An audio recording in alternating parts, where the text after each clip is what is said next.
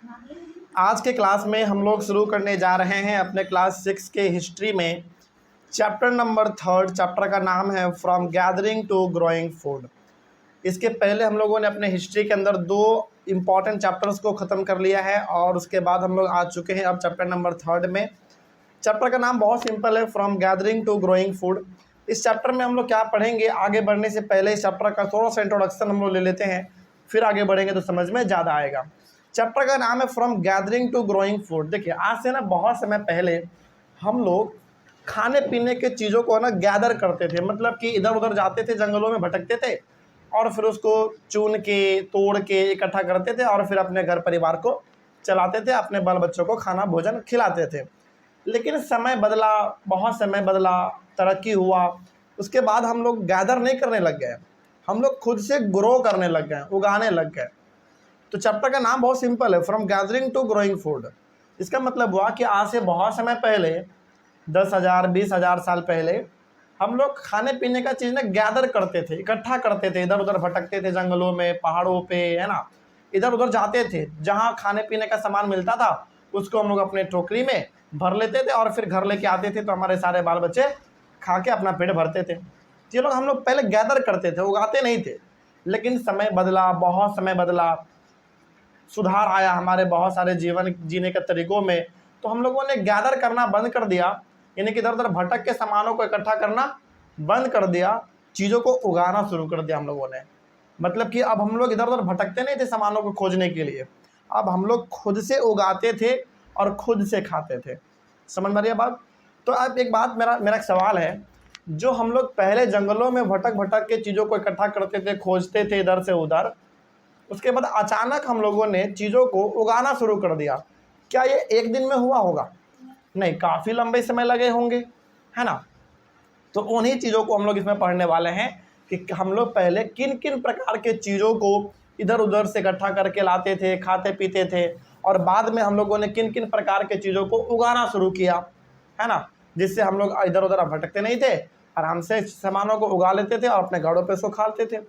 ठीक है, तो वही हमारा चैप्टर का नाम है, from gathering to growing food. मतलब पहले जहाँ भटकते थे, इधर उधर सामानों को इकट्ठा करते थे, खाने पीने का सामान इधर उधर से जंगल पहाड़ से इकट्ठा करते थे, वही हम लोग अब सीखेंगे कि हम लोगों ने किस तरीके से उसको उगाना स्टार्ट कर दिया।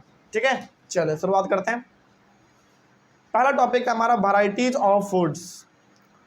वैरायटीज ऑफ फूड्स में हमारा सबसे पहला पॉइंट है, today most of our food such as fruit, vegetables, grain, milk and meat comes from plants and animals। देखो, आज के जीवन में हम लोग ज़्यादातर जो सामान खाते हैं, ज़्यादातर सामान कहाँ से आता है जो हम लोग खाते हैं? या तो प्लांट से आता होगा या फिर एनिमल से आता होगा। जैसे आप चावल, दाल, सब्जी ये सब खाते हैं, कहाँ से आता है? ये सब प्लांट से आता है। वहीं यदि आप नॉनवेज खाते होंगे, फिश खाते होंगे, मटन खाते होंगे, मीट खाते होंगे, चिकन खाते होंगे, है ना, तो ये कहाँ से आया? एनिमल से आया, है ना। तो कहने का मतलब है कि आज के जीवन में हम लोग ज़्यादातर जो सामान खाते हैं वो कहाँ से आता है?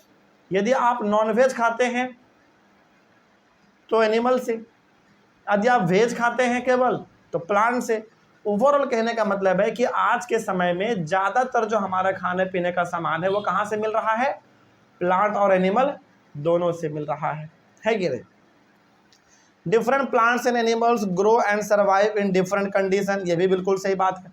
अच्छा, फिर से मेरा एक बेसिक सा सवाल है आप लोगों से, ज़रा सोच समझ के जवाब दीजिएगा। क्या हर प्रकार का प्लांट और हर प्रकार का एनिमल हर जगह पर पाया जा सकता है क्या? नहीं पाया जा सकता है। जैसे आपको एग्जांपल देते हैं, हमारे इंडिया में ना एक बहुत ही खूबसूरत सा स्टेट है जम्मू एंड कश्मीर, वहाँ पे सेब का पेड़ बहुत सारा है। वही सेब का पेड़ बिहार में नहीं दिखता है। क्यों नहीं दिखता है? क्योंकि बिहार का माहौल अलग है, जम्मू कश्मीर का माहौल अलग है। मतलब कि सेब के पेड़ को उगने के लिए जैसा माहौल चाहिए उसको केवल कहाँ मिल पा रहा है? जम्मू एंड कश्मीर में मिल पा रहा है। वैसा माहौल यदि उसको हर जगह पे मिल जाए तो आपको सेब का पेड़ हर जगह दिखेगा। क्या ऐसा है? नहीं है। उसी प्रकार से ऊँट ज़्यादातर आपको मिलता है राजस्थान में, बालू वाले इलाका में। क्या ऊँट उतना ज़्यादा आपको बिहार में देखने को मिलेगा?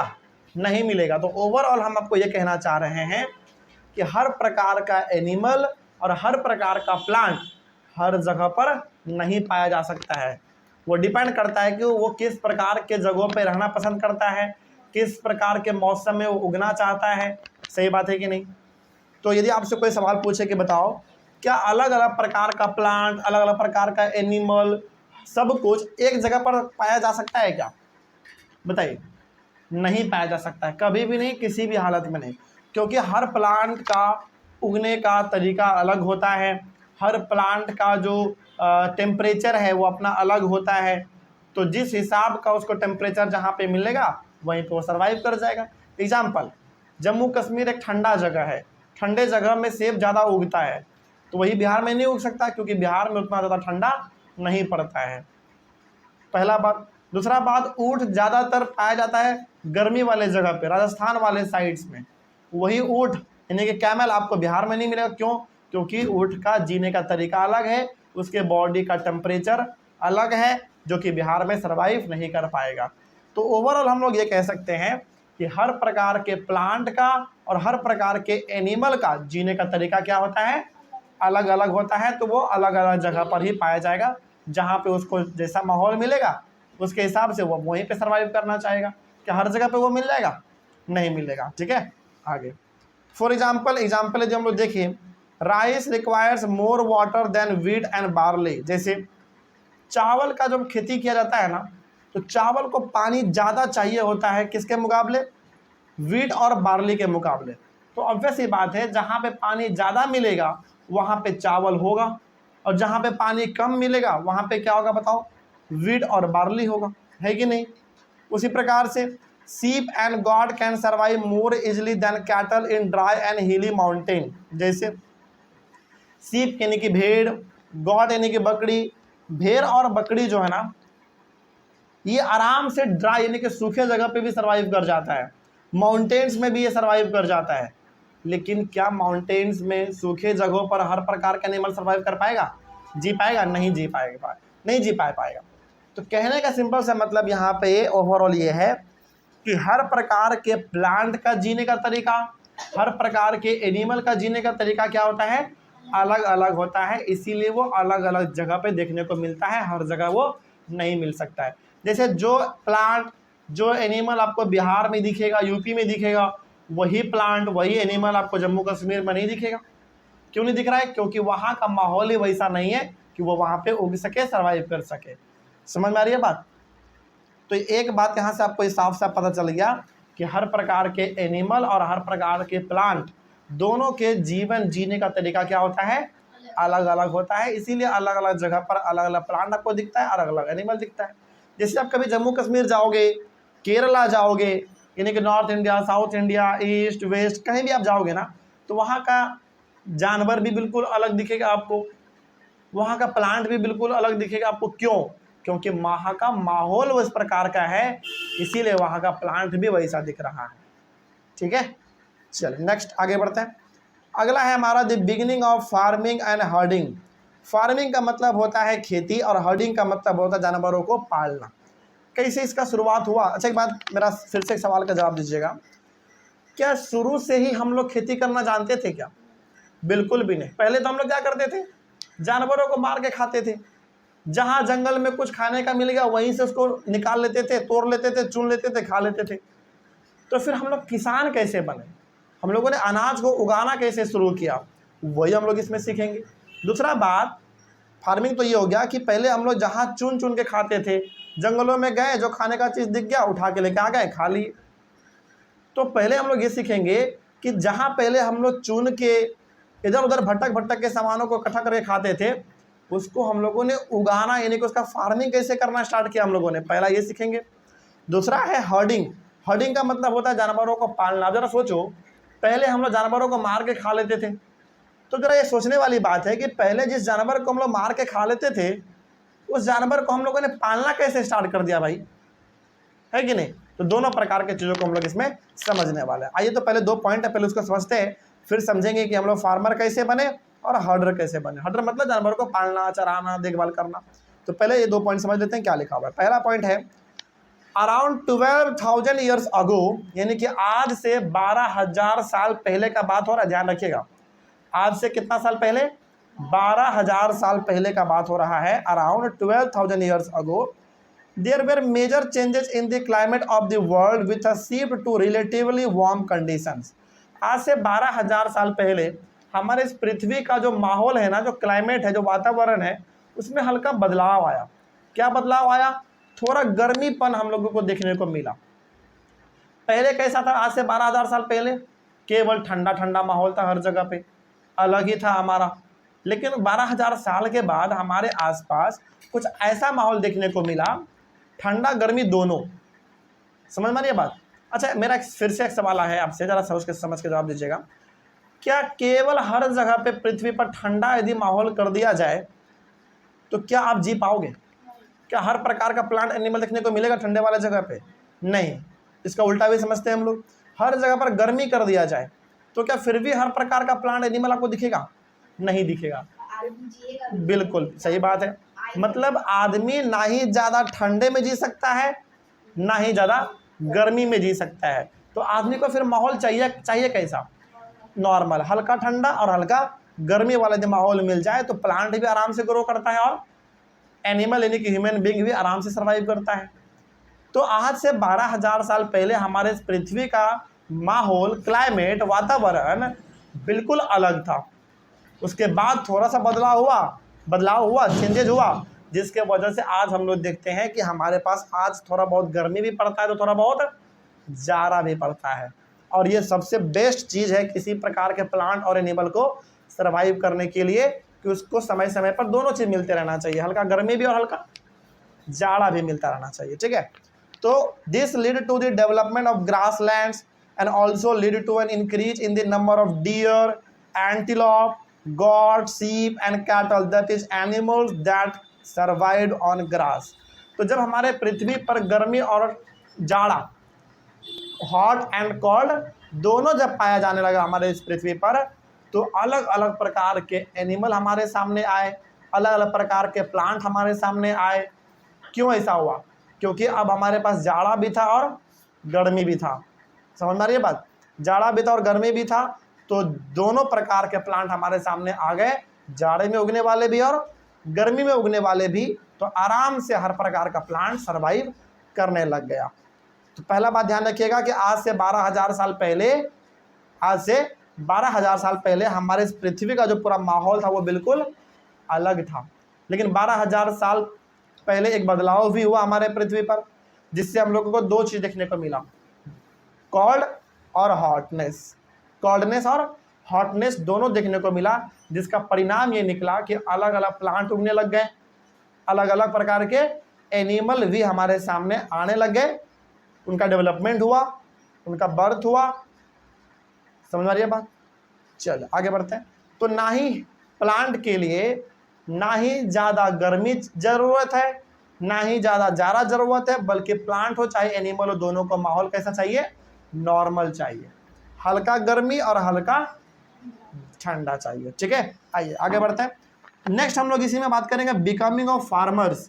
इसमें हम लोग ये समझेंगे कि इंसान किसान कैसे बना, लोगों ने खेती करना कैसे स्टार्ट किया। हमने आपको बताया था अभी कि पहले के ज़माने के लोग खाना बनाते नहीं थे, जंगलों में भटकते रहते थे, पहाड़ों पे भटकते रहते थे, इधर से उधर खाना के तलाश में, भोजन के तलाश में। जो मिल गया उठा के खा लिया, जो खाने लायक हो जहाँ मिल गया खा लेते थे। लेकिन लोगों ने किस तरीके से चीज़ों को उगाना शुरू किया, वही हम लोग इसमें पढ़ने वाले हैं। आइए शुरू करते हैं। पहला पॉइंट है इसमें, main women and children observe several things like the places where edible plants were found, when seeds fall on the ground, then new plants start growing on the same spot, etc। समझिएगा ध्यान से। बहुत समय पहले का बात है, बच्चे, महिलाएं, पुरुष, बुजुर्ग, जवान, हर प्रकार के लोगों ने बहुत सारे चीज़ों को ऑब्जर्व किया। क्या ऑब्जर्व किया उन्होंने पता है? उन लोगों ने देखा कि यार हम कोई ऐसा चीज़ खा रहे हैं जिसके अंदर बीज पाया जा रहा है, खाने के बाद उस बीज को जहाँ पे फेंक रहे हैं वहीं पे 10-12 दिन के बाद एक छोटा सा प्लांट उग जा रहा है, 1-2 साल के बाद वही प्लांट बहुत बड़ा प्लांट बन जा रहा है। समझे ध्यान से, यहाँ पे हम आपको ये समझाने जा रहे हैं कि लोग, एक आम इंसान से किसान कैसे बना, लोगों ने खेती करना कैसे स्टार्ट किया, वही समझा रहे हैं। तो पहला पॉइंट इसमें यह है कि लोग ना लंबे समय से, बहुत पहले का बात हो रहा है, लोग लंबे समय से चीज़ों को खाते थे और जो बच गया उसको ऐसे फेंक देते थे। कभी उन लोगों ने गौर नहीं किया इस चीज़ को, खाया जो बचा फेंक दिया, खाया जो बचा फेंक दिया, खाया जो बचा फेंक दिया, ऐसा वो लोग करते रहते थे। लेकिन धीरे धीरे उन लोगों को ये नोटिस होने लगा, उन्होंने ये जानकारी इकट्ठा करने लग गया कि यार जो चीज़ हम लोग खा के फेंक रहे हैं ना, वहीं पे 10-12 दिन के बाद क्या हो जा रहा है, एक नया सा पौधा निकल जा रहा है बीज से। तो उन लोगों ने देखा कि यार जो चीज़ हम लोग खा के बीज फेंक दे रहे हैं, उस बीज से क्या निकल जा रहा है, एक नया सा प्लांट निकल जा रहा है। और वही प्लांट जब बड़ा हो रहा है तो वही प्लांट दोबारा फल दे रहा है। तब लोगों को समझ में आने लगा कि अच्छा, जिस चीज़ को हम खाते हैं, यदि उसके बीज को आराम से लगा दिया जाए, कहीं पे मिट्टी में छोड़ दिया जाए, तो वहाँ से एक नया प्लांट निकल जाएगा और वही प्लांट 2-4 साल के बाद फल भी देना स्टार्ट कर देगा। तो यहीं से हमारा फार्मिंग का स्टार्टिंग हुआ। ठीक है, तो लोगों को ये समझ में आ गया कि खेती बाड़ी ऐसे होता है। ठीक है, आगे they began protecting plants from birds and animals so that they could grow and the seeds could ripen. In this way people became farmers. और जब लोगों ने बीज लगाना स्टार्ट किया एक जगह पर, तो भाई आप बीज लगाए हैं, आपने इतना मेहनत किया है, तो क्या आप चाहोगे कि कोई जानवर आए उसको खा ले, कोई चिड़िया आए उसको खा ले? नहीं चाहोगे। तो लोगों ने उसको बचाना भी स्टार्ट कर दिया, है कि नहीं? तो यदि आपसे आप कोई चलते फिरते ये भी पूछ ले कि बताइए लोग किसान कैसे बने, लोगों ने खेती करना कैसे स्टार्ट किया, तो उनको ना बिल्कुल कहानी की तरह समझाइएगा। पहला बात ये बताइएगा कि लोग लंबे समय से चीज़ों को खाते थे और जो बच जाता था उसको जहाँ तहाँ फेंक देते थे, कभी उन्होंने गौर नहीं किया। लेकिन समय जैसे जैसे बदला, उन्होंने ये देखा कि यार जहाँ पे हमने खा के कोई चीज़ फेंका था, वहीं पे कुछ दिन के बाद एक नया सा प्लांट उग जा रहा है, वही प्लांट कुछ समय और रह रहा है, 2-4 साल बाद और बड़ा हो जा रहा है, फिर वही प्लांट दोबारा फल दे रहा है। तो लोगों के समझ में आ गया कि अच्छा, बीज लगा देने से क्या हो जाता है, नया प्लांट निकल जाता है। तो लोगों ने बीज लगाना स्टार्ट किया, प्लांट ग्रो होने लगा, और जब प्लांट ग्रो होने लगा तो लोगों ने उसको बचाना भी स्टार्ट कर दिया। किससे? पक्षियों से, जानवरों से। क्योंकि भाई आपने मेहनत किया है खेतों में, तो क्या आप चाहोगे कि कोई भी जानवर आया आपके फसल को खा ले? क्या आप चाहोगे पक्षी आया और आपके बीज को चुन के खा ले? नहीं चाहोगे। तो लोगों ने पहले बीज लगाना स्टार्ट किया, उनको दिखा कि अच्छा, बीज से प्लांट उगता है, तो फिर उस प्लांट को उन्होंने जानवरों से, पक्षियों से बचाना भी स्टार्ट कर दिया। और यही तो एक किसान करता है। एक किसान क्या करता है? फसल लगाता है और उसको जानवरों से बचाता है। हालांकि पानी वगैरह भी देता है, लेकिन क्या यहाँ पे लोगों को किसान का लक्षण दिख रहा है कि नहीं दिख रहा है? बिल्कुल दिख रहा है। तो इस तरीके से लोग किसान बन गए। ये तो हो गया कि लोग किसान कैसे बने। अब हम लोग समझेंगे कि लोगों ने जानवरों को पालना कैसे स्टार्ट किया। Becoming of herders. हर्डर्स का मतलब हो गया कि जहाँ पहले लोग जानवरों को मार के खाते थे, अब लोग जानवरों को मार के नहीं खा रहे, बल्कि अब लोगों ने जानवरों को पालना स्टार्ट किया है। क्या करना स्टार्ट किया है? पालना स्टार्ट किया है। चलिए आगे देखते हैं। Men, women and children could also attract towards tame animals by leaving food for them near the shelters. अब समझिए ध्यान से, हमने आपको पहले भी बताया है और आज भी बता रहे हैं और अभी भी बता रहे हैं कि पहले के ज़माने के लोग जानवरों को भी बहुत मारते थे और शिकार करके उसको पका के खा लेते थे। लेकिन धीरे धीरे लोगों को समझ में ये आने लगा था कि यार जानवरों के जो ऐसे ही मारते रहे, जानवरों का जो ऐसे ही शिकार करते रहे, तो एक समय पे क्या होगा, जानवरों का संख्या कम हो जाएगा और हम भूखे मर जाएंगे। तो लोगों ने देखा कि कौन कौन सा ऐसा जानवर है जो उतना खतरनाक नहीं है, जिसको पाला जा सकता है। क्या शेर को पाला जा सकता था? बिल्कुल नहीं। क्या बाघ को पाला जा सकता था? बिल्कुल भी नहीं, क्योंकि लोगों को वो जानवर बहुत ही खतरनाक लगते थे, पहले भी और आज भी। तो लोगों ने ये देखा कि यार जानवर को जो ऐसे ही मारते रहेंगे तो एक समय पे सारे जानवर क्या हो जाएंगे, खत्म हो जाएंगे और हम तो भूखे मर जाएंगे फिर। तो लोगों ने सोचा कि ऐसा ऐसा जानवर देखो जिसको पाला जा सकता है, जो हमको नुकसान नहीं पहुंचाता है। तो उस प्रकार के जानवरों को लोगों ने क्या करना स्टार्ट किया? पालना स्टार्ट किया। उनको खाना दिया, जंगल में से घास काट के लाते थे, उनके लिए अनाज लाते थे और उसको घर पे ही बांध के खाना पीना खिलाते थे जानवर को। इससे क्या होता था? जानवर का संख्या बढ़ता चला गया। अरे भाई, जानवर है तो अपने बच्चों को वो जन्म देगा ना। तो जरा सोचो, जहां पहला जानवर को मार के खाते थे, अब आप कुछ जानवरों को क्या कर रहे हैं? बचा रहे हैं।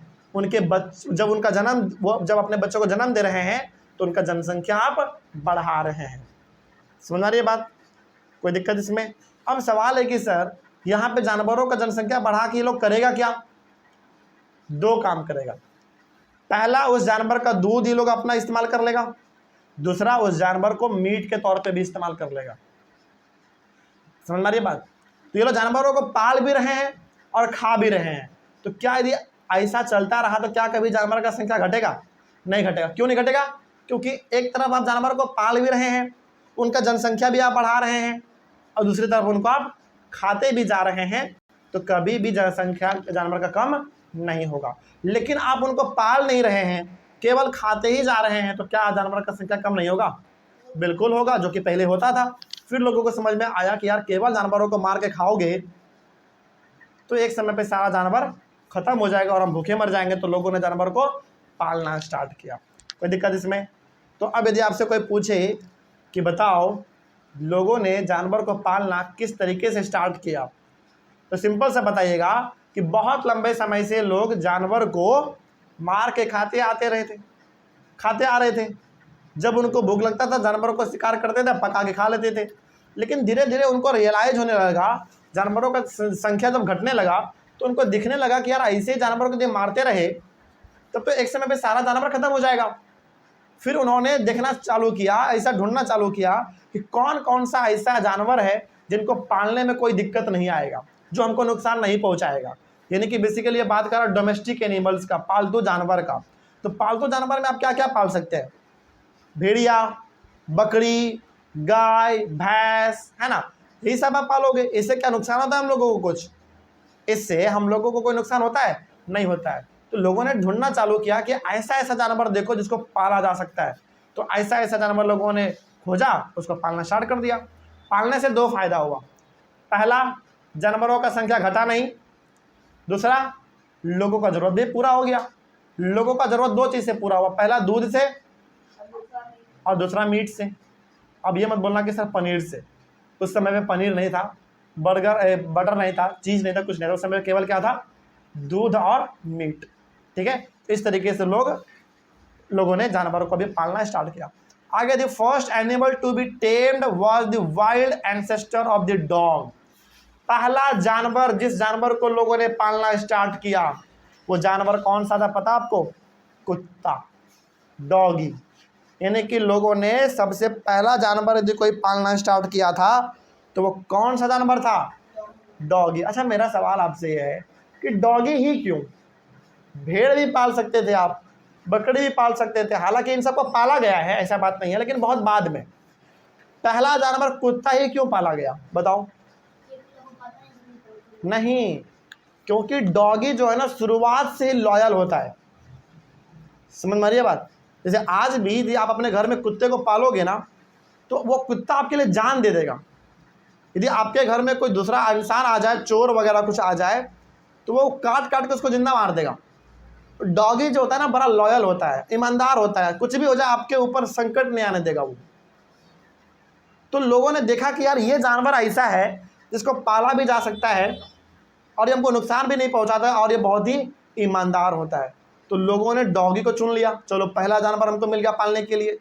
फिर क्या मिला उनको? लेटर बाद में सीप यानी कि भेड़िया, बकरी, कैटल में आपका भैंस भी आ जाएगा, गाय भी आ जाएगा, ये सब आ जाएगा। फिर से पीग यानी कि सुअर, ये सब को लोगों ने पालना स्टार्ट किया। लेकिन ध्यान रखिएगा, सबसे पहला जानवर जिसको लोगों ने पालना स्टार्ट किया, कौन सा जानवर था बताओ? डॉगी था, यानी कि कुत्ता था। रीजन पूछे बताओ कुत्ता ही क्यों, डॉगी ही क्यों? तो सिंपल से बताइएगा, डॉगी क्या होता है? बहुत ही लॉयल होता है, वफादार होता है, इसीलिए लोगों ने देखा कि यार ये डॉगी ऐसा चीज़ है, ऐसा जानवर है जो लॉयल भी है, खाता भी कम है ना, और ईमानदार भी है, पाला भी जा सकता है, तो लोगों ने डॉगी को स्टार्ट कर दिया पालना। ठीक है, तो ये बात आप ध्यान में रखेंगे। Were also to be tamed, तो इस तरीके से लोगों ने जानवर को पालना स्टार्ट किया। एक पॉइंट इसमें और है, they protected this animals from attacks by other wild animals, in this way people become herders. तो डॉगी ने क्या किया भाई, डॉगी ने लोगों को बचाया, किससे, दूसरे जंगली जानवर से। जैसे कभी आप देखोगे, यदि आपके किसी के घर में जो डॉगी है, आप में से किसी के घर में डॉगी है, हाँ ठीक है, बहुत अच्छी बात है तब तो। हाँ, डॉगी यदि आपके घर में होगा ना, आप कभी गौर करना, यदि आपके घर में कोई अनजान व्यक्ति आएगा ना, या फिर कोई आपके घर के बगल में कोई जानवर घूमेगा ना, तो बहुत भौंकता है। क्यों भौंकता है? क्योंकि वो डॉगी आपको उस जानवर से, अनजान व्यक्ति से क्या करता है, अवेयर करता है, प्रोटेक्ट करता है। कैसे? मार पीट के नहीं, भौंक के। वो आपको जगा देगा, बता देगा कि भैया जाग जाओ, कुछ खतरा आने वाला है ना। जैसे कभी भी आप गौर करना, जैसे कोई भी इंसान, जब आप किसी के घर में गए भी होंगे, यदि वो डॉगी पालता होगा और आप उस घर में पहली बार जा रहे हैं, तो डॉगी ने आपको देख के बहुत भौंकेगा। क्यों भौंकता है? क्योंकि इस डॉगी के नज़र में आप कैसे इंसान है, एक अनजान इंसान है। क्या पता वो डॉगी को लग रहा हो कि कुछ नुकसान पहुंचाने आए हो, इसीलिए वो डॉगी लगातार भौंकने लगता है। तो डॉगी बहुत लॉयल होता है, बहुत ईमानदार होता है, वो आपको नुकसान नहीं पहुंचाता, और आपका अनाज वो बहुत ही कम खाता है। तो लोगों ने पहला जानवर यदि पाला तो वो कौन सा पाला? डॉगी पाला, क्योंकि फ़ायदा था उसमें, है ना। उसके बाद तो लोगों ने अलग अलग प्रकार के जानवर को पाले हैं, और आज आप देखो कितने सारे जानवर को हम लोग पाल रहे हैं। आज तो हम लोग कुत्ता भी पाल रहे हैं, बिल्ली भी पाल रहे हैं, हाथी पाल रहे हैं, ऊँट, घोड़ा, भेड़, बकरी, है ना, ये सब आज हम लोग पाल रहे हैं। ठीक है, तो इस तरीके से हमारा टॉपिक कंप्लीट हुआ। नेक्स्ट टॉपिक है हमारा डोमेस्टिकेशन ऑफ एनिमल्स। इसको हम लोग अपने अगले क्लास में डिस्कस करेंगे। तब तक के लिए thank you very much. Next topic हम लोग डिस्कस करेंगे, टॉपिक का नाम होगा डोमेस्टिकेशन ऑफ एनिमल्स। इसमें हम लोग ये समझेंगे कि इंसानों ने जानवरों को पालना स्टार्ट कर दिया था, है ना, इसी को हम लोग कहते हैं डोमेस्टिकेशन ऑफ एनिमल्स। और पिछला वाला यदि क्लास आपको याद आ रहा हो, तो आपने याद किया था और आपने पढ़ा भी था कि पहला जानवर जिसको इंसानों ने पालना स्टार्ट किया वो कौन सा था? डॉगी था, है ना, यानी कि डॉग था, कुत्ता था। ठीक है, तो कहने का मतलब है कि इंसानों ने यह समझ लिया था कि भैया हर वक्त जानवरों को मार के खाने से काम चलने वाला नहीं है, क्योंकि यदि ऐसे करते रहे तो आने वाले समय में सारे के सारे जानवर मर जाएंगे, ख़त्म हो जाएंगे, फिर क्या खाओगे? तो लोगों ने सोचा कि क्यों न जानवरों को मारने के बजाय पहले पाला जाए, उनका संख्या बढ़ाया जाए, फिर थोड़ा थोड़ा खाया जाए, है ना। मतलब जानवरों को जब पाला जाएगा तो उनका संख्या बढ़ेगा। जहाँ पे जैसे मान लीजिए 10 जानवर के बच्चों ने जन्म लिया, तो जब 10 जानवर के बच्चों में से आपने एक को खा लिया तो कोई फर्क नहीं पड़ेगा, अभी भी आपके पास 9 है। बोलो हाँ या ना? ठीक है, वही बात इसमें भी है कि लोगों को अब ये समझ में आ गया था कि जानवर को लगातार मारने से काम चलने वाला है नहीं, तो कहीं ना कहीं आपको जानवर को पालना पड़ेगा। तो लोगों ने जानवर को पालना स्टार्ट किया, और सबसे पहला जानवर उन्होंने किसका कौन सा पाला? डॉगी पाला। Very good. आइए समझते हैं कि डोमेस्टिकेशन ऑफ एनिमल्स क्या होता है। The process in which people grow plants and rear animals for milk, meat, wool etcetera are known as domestication. Domestication में केवल एनिमल नहीं आते हैं, डोमेस्टिकेशन में प्लांट भी आएगा। समझ रही बात? मतलब कि प्लांट और एनिमल को पालना, उसका देख रेख करना, उनको बचाना, उनका केयर करना, यही चीज़ हमारा कहलाता है डोमेस्टिकेशन। ठीक, और यदि केवल जानवरों को आप पाल रहे हैं, देख रेख कर रहे हैं, तो वो हो गया डोमेस्टिकेशन ऑफ एनिमल्स। और यदि पेड़ पौधों को कर रहे हैं केवल, तो हो जाएगा डोमेस्टिकेशन ऑफ प्लांट्स, है ना। चलिए आगे बढ़ते हैं। तो डोमेस्टिकेशन का मतलब होता है प्लांट या फिर एनिमल्स को अच्छे तरीके से पालना, अच्छे तरीके से उनका देखभाल करना, है ना। उनसे यदि जानवर है तो उनसे दूध निकालना, मीट बनाना। उसी प्रकार से यदि प्लांट है तो उसमें से वेजिटेबल लेना, फ्रूट लेना, है ना। यही सब चीज़ हमारा कहलाता है डोमेस्टिकेशन। तो एक शब्द में, मतलब एक लाइन में कहना हो तो डोमेस्टिकेशन का मतलब होता है प्लांट और एनिमल का अच्छे तरीके से देख रेख करना, केयर करना, उसका पालन पोषण करना, यही हमारा कहलाता है डोमेस्टिकेशन। यदि जानवरों का करोगे तो डोमेस्टिकेशन ऑफ एनिमल्स कहलाएगा, प्लांट का करोगे तो डोमेस्टिकेशन ऑफ प्लांट कहलाएगा, सिंपल। ठीक है, आगे डोमेस्टिकेशन टूक place in many parts of the world.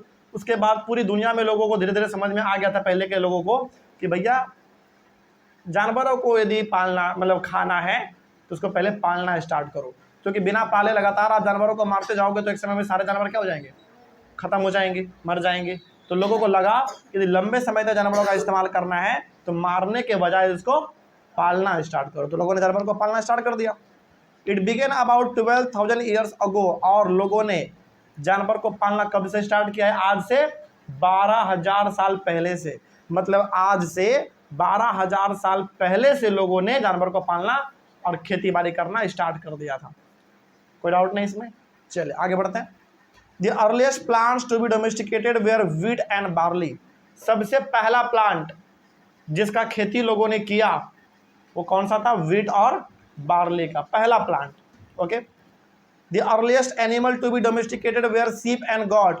और पुराना जानवर के यदि हम लोग बात करें तो सीप और गॉट। फिर आपके मन में सवाल होगा कि सर आपने तो बताया था कि सबसे पहला जानवर है हमारा डॉग। बिल्कुल, सबसे पहला जानवर आपका डॉग ही रहेगा हमेशा, उसके बाद पाला गया है सीप और गॉट को। ठीक, तो इसमें कंफ्यूजन नहीं होना चाहिए। यहाँ पे हालांकि लिखा हुआ है the earliest animals to be domesticated were sheep and goat, मतलब बहुत पुराने जानवरों में से सबसे पहले, आप इसको सिंपली से समझिए, सबसे पहला प्लांट कौन सा उगाया गया, किसका खेती किया गया, व्हीट और बार्ली का। और सबसे पहला एनिमल कौन सा पाला गया, डॉग ही पाला गया। उसके बाद पाला गया है सीप और गॉट। तो यहाँ पे सीप और गॉट को देख के कंफ्यूज मत होइएगा, ये डॉग के बाद पाला गया है, लेकिन पहला जानवर कौन सा, डॉग, ध्यान रहेगा। तो डोमेस्टिकेशन का मतलब क्या समझा आपने, डोमेस्टिकेशन का मतलब होता है प्लांट या फिर एनिमल का देख रेख करना, उसको उसका केयर करना, है ना, उसके सारे ज़रूरतों को पूरा करना, यही चीज़ हमारा कहलाता है डोमेस्टिकेशन। केवल यदि जानवरों का देख रेख करेंगे तो डोमेस्टिकेशन ऑफ एनिमल्स कहलाएगा, जानवर को पालेंगे तो भी वही कहलाएगा। उसी प्रकार से केवल केवल यदि प्लांट के बारे में बात करेंगे, यानी कि प्लांट का देखभाल करना, उसको इस तरीके से ग्रो करना, तो ये कहला जाएगा डोमेस्टिकेशन ऑफ प्लांट्स। सिंपल था हमारा, तो ये हो गया हमारा कंप्लीट। और यदि कोई पूछे कि बताओ सबसे पहला जानवर जिसको लोगों ने पालना स्टार्ट किया वो कौन सा जानवर होगा, डॉग ही होगा। उसके बाद गॉट और सीप। और सबसे पहला प्लांट कौन सा, किसका खेती पहले किया लोगों ने, व्हीट और बार्ली का। किसका, व्हीट और बार्ली का। तो इस तरीके से हमारे टॉपिक कंप्लीट हुआ। तो डोमेस्टिकेशन ऑफ एनिमल्स का मतलब केवल जानवरों को ही पालना मत समझिएगा, इसमें प्लांट भी आ जाते हैं। ठीक है, आइए। और जानवर को पालना, खेती बाड़ी करना, ये कब से स्टार्ट हो चुका है, आज से 12,000 साल पहले से ही स्टार्ट हो चुका है। अगला है a new way of life. इसमें क्या है, चलिए थोड़ा इसके बारे में बात करते हैं। A new way of life में क्या है, when people began growing plants they had to stay in same place for a long time, looking after the plants like watering, weeding, driving away animals and birds till the grain ripened, then they used the grain carefully। देखो होता क्या था, पहले के ज़माने के लोग क्या थे, घूमते रहते थे, भटकते रहते थे, आज इधर तो कल उधर, फिर वहाँ फिर यहाँ, है ना, आज इधर कल उधर भटकते रहते थे पहले के ज़माने के लोग। मतलब जहाँ उनको खाना मिल गया, जहाँ जंगल में अच्छा भोजन मिल गया, रहने के लिए जगह मिल गया, वो वहीं पे रह जाते थे, फिर आगे जाते थे, फिर कहीं अच्छा जगह मिल गया फिर वो रुक जाते थे। कहने का मतलब है कि पहले के ज़माने के लोग भटकते रहते थे, इधर से उधर घूमते रहते थे। लेकिन जब से उन्होंने खेती करना स्टार्ट किया है, सामानों को उगाना स्टार्ट किया है, उसको समझ में आ गया है कि भैया यदि इस जगह को छोड़ के जाएंगे तो सारे फसल को कौन खा लेगा, जानवर खा लेगा और चिड़ियाँ दाना चुन के खा लेंगे। तो अब लोगों को ना धीरे धीरे बुद्धि आने लगा था, उनको धीरे धीरे समझ में आ गया था कि यदि जानवर को यदि खेती करना अच्छी तरीके से तो जगह छोड़ना नहीं पड़ेगा, बल्कि उसी जगह पे लगातार लंबे समय तक रहना पड़ेगा, खेत का देखभाल करना पड़ेगा, पानी देना पड़ेगा, उसमें यदि घास उग गया है तो उसको उखाड़ के बाहर फेंकना पड़ेगा, है ना। तो वही यहाँ पे लिखा हुआ था कि when people began growing plants they had to stay in same place for a long time। पहले के ज़माने के लोग घूमते रहते थे, भटकते रहते थे, आज यहाँ तो कल वहाँ। लेकिन जब से इन्होंने खेती करना स्टार्ट किया, प्लांट को उगाना स्टार्ट किया, ये एक समय पर लंबे समय तक रहना स्टार्ट कर दिया। क्या पहले रहते थे एक समय पर लंबे समय तक? नहीं, वो घूमते रहते थे। लेकिन जब से इन्होंने खेती करना स्टार्ट किया है तब से ये लोग एक जगह पर लंबे समय तक टिकने लगे हैं, पहला बात। दूसरा बात, looking after the plants like watering, जो जिस चीज़ का खेती ये लोग कर रहे हैं इस चीज़ का ये लोग बहुत ही अच्छा ख्याल रख रहे हैं। जैसे खेतों में पानी देना, वाटरिंग का मतलब पानी देना खेतों में। उसके बाद वीडिंग, वीडिंग का मतलब होता है यदि कोई जंगली पौधा उग गया है हमारे फसल के बीच में तो उसको उखाड़ के फेंक देना, इसी को हम लोग वीडिंग कहते हैं। उसके बाद driving away animals and birds, यदि गलती से कोई जानवर आ गया हमारे खेतों में या फिर पक्षी आके दाना चुन के खा रही है तो जानवर को भगाना, पक्षियों को भगाना, ये भी लोगों ने करने का काम स्टार्ट किया। टिल द ग्रेन राइपन, और ये लोग सारा काम तब तक करते थे जब तक कि फसल पूरी तरीके से पक नहीं जाए। पकने के बाद ये लोग काटते थे और काटने के बाद फिर फसल का अच्छे तरीके से इस्तेमाल करते थे। समझ में आ गया बात? तो जहाँ पहले के लोग इधर उधर भटकते रहते थे, अब लोगों को ये समझ में आ गया था कि भटकने से कुछ होने वाला है नहीं, चुपचाप फसल लगा और एक समय पे लंबे समय तक रहना शुरू कर दो। तो उन्होंने एक समय पे मतलब एक जगह पे रहना लंबे समय के लिए स्टार्ट कर दिया, खेती बाड़ी चालू किया। और खेती करने के लिए जो जो चीज़ का ज़रूरत है, जैसे खेतों में पानी देना, जंगली पौधों को उखाड़ के फेंकना, है ना, उसको जानवरों से बचाना, पक्षियों से बचाना, ये सब काम भी लोग स्टार्ट कर दिए। और ये काम वो लोग तब तक करते थे जब तक कि फसल पक ना जाए, है ना। पकने के बाद वो लोग काटते थे फसल को और अपना इस्तेमाल करते थे। अगला, when the grain ripened they start thinking of storing it for food and seed. और जब एक बार फसल पूरी तरीके से पक जाता था, जब एक बार पूरी तरीके से फसल तैयार हो जाता था, तो ये लोग उस फसल को काट के अपने घरों में स्टोर करके रखते थे। और उस अनाज को ये लोग दो तरीके से इस्तेमाल करते थे, खाने के लिए भी और बीज लगाने के लिए भी। जैसे मान लीजिए सपोज करिए कि आपने उगाया क्या, वीट यानी कि गेहूँ। तो गेहूँ का आप क्या करोगे, पहली बात तो गेहूँ पक गया पूरी तरीके से, काटने लायक हो गया है, हार्वेस्टिंग के लायक। तो पहले आप उसको काटोगे, तैयार करोगे, तैयार करने के बाद गेहूँ का आप दो ही काम कर सकते हैं, या तो आप उसको खाने के लिए रखोगे या फिर उसको अगले बार सीड्स के तौर पे लगाने के लिए रखोगे खेतों में, है कि नहीं। तो लोगों ने पहले क्या किया, फसल को लगाना सीखा। फसल लगाने के बाद उसमें जो जो काम पड़ता है, जैसे पानी देना, जंगली जानवरों जंगली पेड़ पौधों को वहाँ से हटा के बाहर फेंकना, जो गलती से उग जाते हैं, अपने आप उग जाता है, प्लांट को अपने एनिमल से बचाना, बर्ड से बचाना, ये सारा काम उन लोगों ने स्टार्ट किया। कोई दिक्कत नहीं इसमें। चले आगे बढ़ते हैं। In many areas they began making large clay pots, weave baskets and dig pits into the ground for storing the grain. बहुत सारे जगहों पर तो जहाँ जहाँ लोग रहते थे वहाँ स्टोर करने का तरीका अलग अलग था अनाजों को। क्या था पहला तरीका, पहला वो लोग क्ले का पॉट बनाते थे, घड़ा बनाते थे। आप देखें ना, सुराही देखे होंगे, गर्मी के समय में वो लोग उसमें पानी रखते हैं, पीते हैं पानी, हाँ मटका, पानी ठंडा रहता है वो उसमें। तो लोगों ने पहले मिट्टी का घड़ा बनाना स्टार्ट किया ताकि उसमें अनाज को स्टोर करके रखा जा सके। उसके बाद उन्होंने क्या बनाया भाई, बास्केट्स यानी कि टोकरी बनाया उन्होंने जंगली पौधों के मदद से। जंगली पौधों को अच्छे से काट के छील के उन्होंने बास्केट बनाया यानी कि टोकरी बनाया। साथ ही साथ उन्होंने गड्ढा भी खोदा ताकि गड्ढे को खोद के अनाज को वहीं पे रख दिया जाए, कोई बोरी में या फिर कोई घड़ा में करके। होता क्या था ना कि गड्ढा खोदते थे और उस गड्ढे में अनाज डाल देते थे। क्या सीधे सीधे डाल देते थे? नहीं, पहले अनाज को भरते थे किसमें, घड़ा में, पॉट में। उसके बाद फिर उस पॉट को सीधे गड्ढे में रख के उसको दफन कर देते थे, यानी कि पूरी तरीके से उसको ढक देते थे। समझ में आ गया बात? तो ये सिस्टम उस समय पे चलता था। ठीक है, अगला, तो जिसमें आपने बेसिकली ये इस वाले टॉपिक में आपने बस ये समझा है कि लोगों ने जब से खेती बाड़ी करना स्टार्ट किया है तब से लोगों को समझ में आ गया था कि बार बार भटकने से जो ज़्यादा फ़ायदा है नहीं, एक जगह पे लंबे समय तक रहो और खेती बाड़ी पे ध्यान दो। खेती बाड़ी में क्या करते थे वो लोग, पानी देना खेतों में, जंगली पौधों को यदि उग गया तो उसको उखाड़ के बाहर फेंकना, है ना, जानवरों पेड़ पौधों को जानवरों और पक्षियों से बचाना, ये सब काम वो लोग करने लग गए। और स्टोर कैसे करते थे अनाजों को, टोकरी बना के, घड़ा बना के, गड्ढा खोद के, इस तरीके से वो लोग अनाज को वहाँ पे स्टोर करके रखते थे। नेक्स्ट टॉपिक है हमारा स्टोरिंग एनिमल्स। चलिए आइए इसके बारे में बात कर लेते हैं। Animals multiply naturally. अब एक बार बताइए, सबसे पहले अनाज तो हम लोग उगा रहे हैं, पानी भी दे रहे हैं, है ना, जंगली पौधों को भी उखाड़ के फेंक दे रहे हैं जिसका कोई काम नहीं होता है, फसल को जानवरों से भी बचा रहे हैं, पक्षियों से भी बचा रहे हैं। ये तो हो गया फसल तैयार करने का तरीका, पूरा प्रोसेस। लेकिन एनिमल में हम लोग कुछ करते हैं क्या? क्या जंगली जानवरों के यदि आपको बढ़ाना हो तो आप कुछ करते हैं? नहीं, जंगली जानवर अपने आप बढ़ता है, मतलब उनका संख्या अपने आप बढ़ता है। इसका मतलब हुआ कि वो लोग अपने बच्चों को जन्म समय समय पर देते रहते हैं। तो जितना मेहनत हम लोगों को प्लांट उगाने में करना पड़ा उतना ज़्यादा एनिमल को बचाने में नहीं करना पड़ा, वो आराम से रह जाते हैं। एनिमल है, उनको पता है कहाँ खाना है, क्या खाना है, कब खाना है, कैसे खाना है, सब उनको पता है। कहने का मतलब है कि ज़्यादातर जो हम लोगों का समय लगा है वो प्लांट को उगाने में लगा है, यानी कि ये समझने में लगा कि खेती बाड़ी होता कैसे है। लेकिन क्या जानवरों को पालने में उतना मेहनत लगा है हम लोगों को? नहीं, वो तो जानवर है भाई, उनको खुद ही पता है कि कब भूख लगेगा, जब भूख लगेगा तब खा लेगा, जब पानी प्यास लगेगा पानी पी लेगा।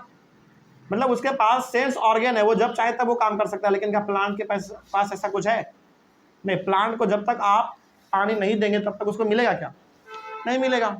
तो ऑब्वियसली कहने का मतलब यहाँ पे सिंपल सा ये है कि एनिमल जो है वो अपने आप ग्रो करता रहता है, पहले भी और आज भी, लेकिन प्लांट को ग्रो करना पड़ता है। क्या एनिमल को भी आप ग्रो करते हैं? नहीं, वो तो अपना संख्या अपने आप बढ़ाते रहता है। हाँ, बस शर्त ये कि बस आप उसका शिकार मत करना, हंटिंग मत करना, उसको मारना नहीं, है ना। आगे, people look the animals carefully because they provide milk and meat which is an important source of food. लोगों को भी ये पता था, लोगों को ये भी पता था कि यदि जानवरों से हमको मिल्क और मीट चाहिए तो जानवर को मारने से ज़्यादा बेहतर क्या होगा, जानवर को पालना स्टार्ट करो। तो हो गया, लोग पालना स्टार्ट कर दिया लोगों को। In other words animal was used as store of food. तो लोगों के पास ना यदि कुछ खाने को नहीं होता था तो लोग जानवर को ही मार देते थे, सिंपल, अपने घर के जानवरों को। जैसे मान लीजिए हमने जानवर को पालना स्टार्ट किया और हमारे पास अब जो है जानवर 20 को हो गया है, सपोज करो, बस एग्जाम्पल, बस सीरियसली मत लीजिएगा, 20 आपके पास जानवर हो गया है, ठीक, और आपको मार्केट में कुछ मिल नहीं रहा है खाने के लिए, सब्जी भी नहीं मिल रहा है, फल भी नहीं मिल रहा है, कुछ भी नहीं मिल रहा है, तो आप क्या करोगे? आपके पास 20 जानवर है घर में पहले से, एक को मार के खा लोगे। तो पहले ऐसे ही चलता था। पहले के लोग जो अपने घर में जानवर पालते थे तो उनको यदि मार्केट में या फिर बाग बगीचे में जंगलों में कुछ खाने को नहीं मिला तो सीधा घर आते थे और अपने एक जानवर को मार के खा लेते थे। इस तरीके से उनका काम पहले चलता था। यहाँ तक में कोई दिक्कत है आप लोगों को? समझ में आया सब कुछ? चलिए, इस तरीके से टॉपिक कंप्लीट हुआ। अगला टॉपिक है finding out about the first farmers and herders. इसको हम लोग करेंगे अपने अगली क्लास में। तब तक के लिए थैंक यू वेरी मच। अगला टॉपिक डिस्कस करेंगे हम लोग अपने इस क्लास में, finding out about the first farmers and herders. इसके बारे में हम इसमें डिस्कस करेंगे, ये हमारा टॉपिक है। आइए शुरू करते हैं। इसमें क्या लिखा हुआ है देखा जाए। लिखा हुआ archaeologist have found a number of sites where early farmers and herders were lived. देखो, आर्कोलॉजिस्ट का मतलब पता है क्या होता है? आर्कोलॉजिस्ट का मतलब होता है वो इंसान जो जमीन को खोद के ये पता लगाते हैं कि यदि कोई चीज़ मिला है जमीन के नीचे तो वो कितना साल पुराना है, किसका हो सकता है ना, किस चीज़ से बना हुआ है। तो इस प्रकार के खोजबीन जो लोग करते रहते हैं उसको हम लोग क्या बोलते हैं? आर्कोलॉजिस्ट बोलते हैं। तो हमारे इंडिया में ऐसे बहुत सारे आर्कोलॉजिस्ट हैं। बहुत लोग इसको ना केवल साइंटिस्ट बोल देते हैं। तो अब जो, हालांकि साइंटिस्ट नहीं बोल सकते आप इनको, आर्कोलॉजिस्ट बोलिए। इनका अच्छा वर्ड क्या है? इनके लिए अच्छा वर्ड क्या है? आर्कोलॉजिस्ट। ओके, तो इनका काम बस ये होता है कि ज़मीन को खोदना है, ज़मीन के नीचे यदि कुछ मिल गया तो उसके बारे में पता लगाना है, किसका हो सकता है, कितना पुराना है, इसका दाम कितना हो सकता है अभी के मार्केट में।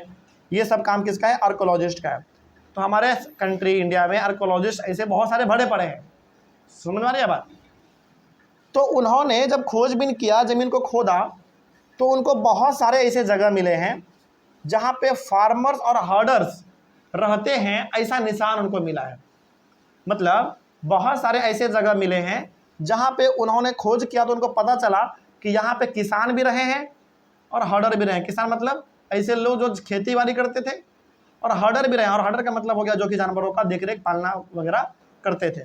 तो जब इन्होंने ज़मीन खोदा तो ज़मीन के नीचे से कुछ ऐसे चीज़ें मिले तो ये साफ बताता था कि यहाँ पे कैसे कैसे लोग रहते थे। पहला तो किसान और दूसरा फार्मर, मतलब किसान, और दूसरा हर्डर जो जानवरों को देखरेख करते थे।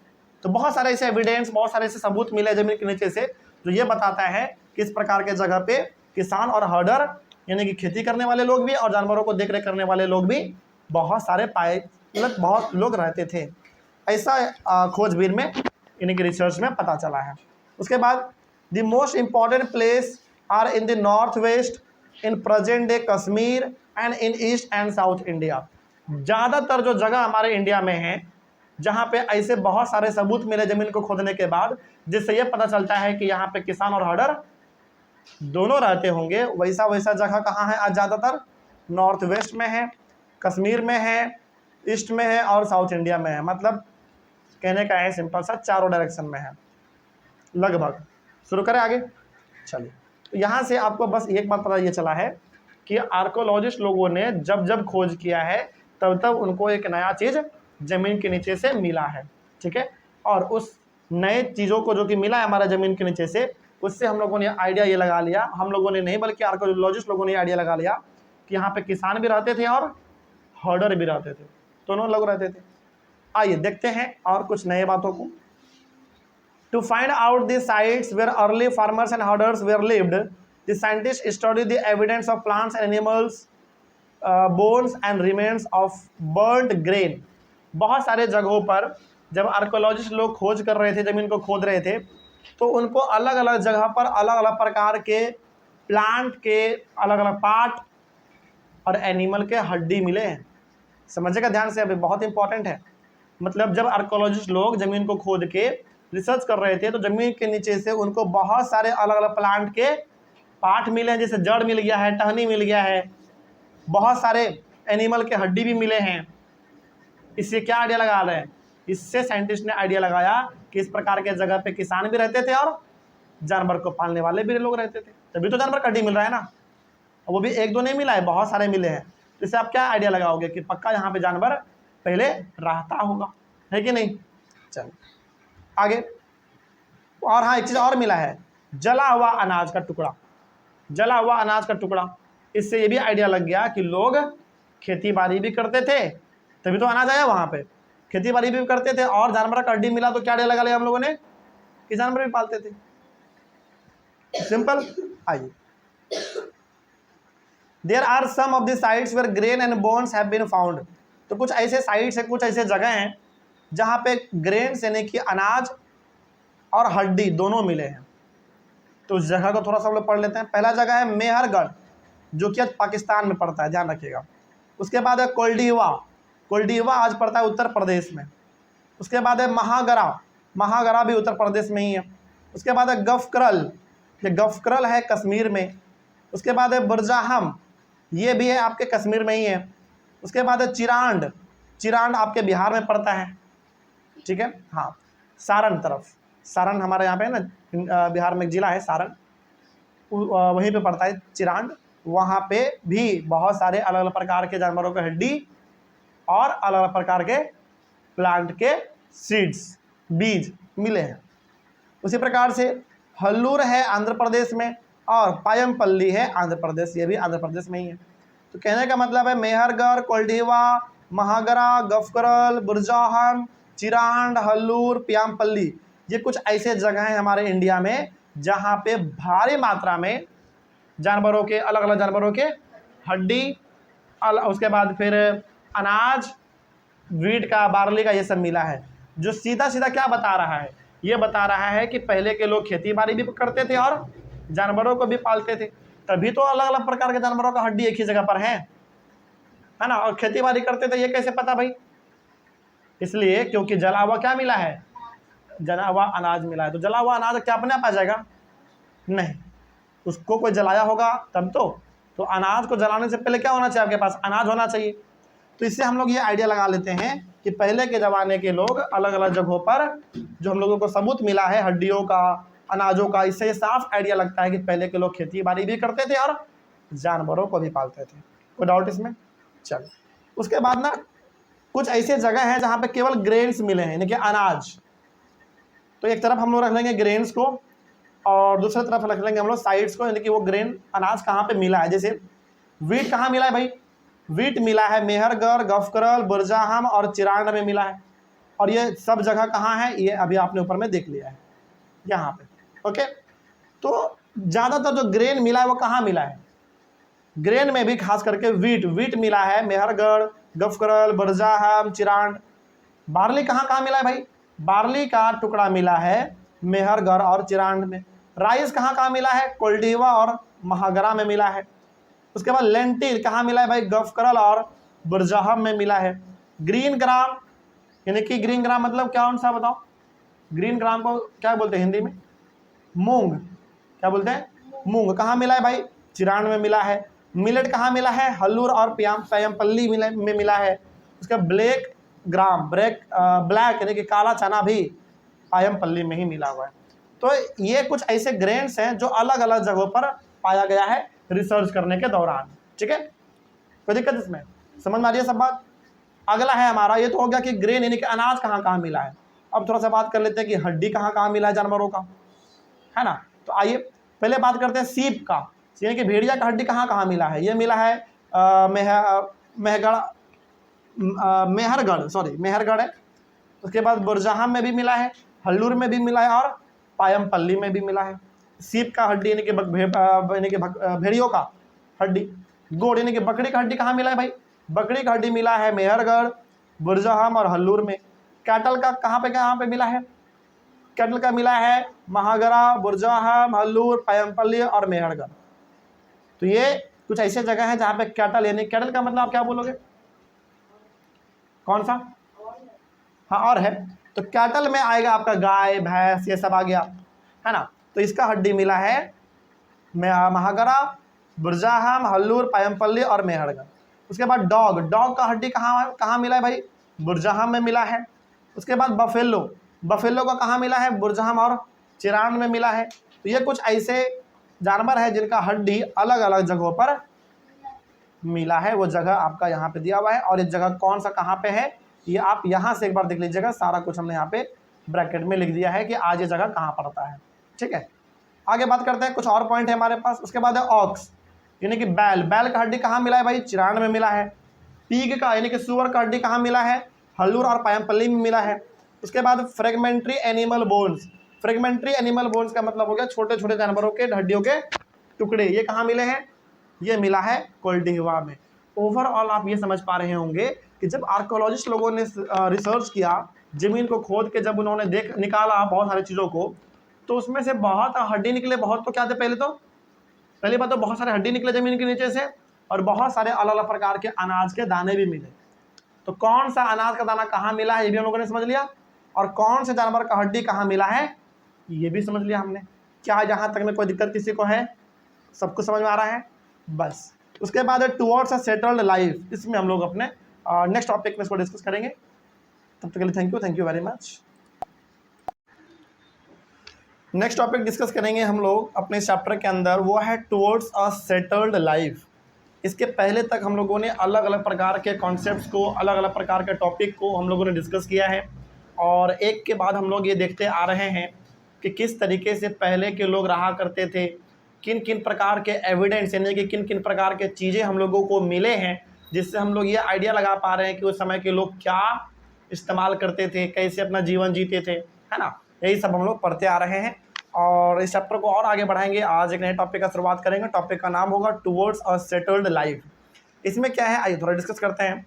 लिखा हुआ इन द नियोलिथिक पीरियड। अच्छा याद कीजिए, यहाँ पे ना एक नियोलिथिक पीरियड आ गया। हम लोगों ने 3 चीज़ डिस्कस किया था, याद है आपको? पहला पैलियोलिथिक, दूसरा मेसोलिथिक, और तीसरा याद कीजिए नियोलिथिक, है ना। ये 3 प्रकार के चीज़ों के बारे में हम लोगों ने डिस्कस किया था, जिसमें हम लोगों ने मोटा मोटी ये समझा था कि पैलियोलिथिक का मतलब हो गया आज से बहुत समय से पहले, है ना। कितना साल पहले याद है आपको? 20 लाख साल पहले। याद आ गया? चैप्टर नंबर 2 में डिस्कस किया था हम लोगों ने। तो पैलियोलिथिक में हम लोग आज से 2 लाख साल पहले के बारे में बात करते हैं। आप कौन सा?